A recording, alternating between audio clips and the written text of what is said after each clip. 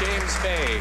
Thank you, Mr. Speaker. Well, I'll get to my question, but first I'll have to wade through the crocodile tears. The data that we're seeing, Mr. Speaker, on widespread...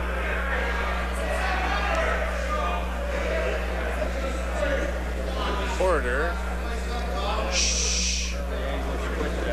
The honourable member for Timmins-James Bay has the floor. Thank you. Well, Mr. Speaker, yesterday we were hoping to hear an answer on why the Minister for International Cooperation felt that a five-star hotel wasn't posh enough for her, so she's apologized for that, but we didn't get an answer or an apology for the $1,000 limo rides that she dinged the taxpayers for. You know, I called the hotel, and it turns out that they offer luxury free shuttles. This is about choices. This is about a minister who charged Canadian taxpayers $5,000 to joyride at the Junos. Will she stand up and pay that?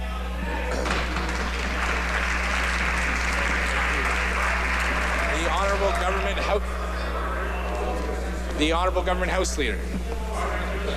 Mr. Speaker, the minister has repaid the costs that were associated with the change in hotels, and of course we've all just heard the minister apologize here in the House. Our government has always believed that ministers should conduct their affairs with the greatest of respect for taxpayers. That is what we have done with throughout the whole period of our government, and that is reflected in the fact that our costs for hospitality and travel are significantly below those of our Liberal predecessors. The honourable member for Timmins-James Bay. Speaker, we're talking about a widespread pattern of her proclivity for luxury on the back of the taxpayers. I didn't hear that she's going to pay that $1,000 limo ride back. Will we hear that answer from the minister? Because it's about the credibility of this government.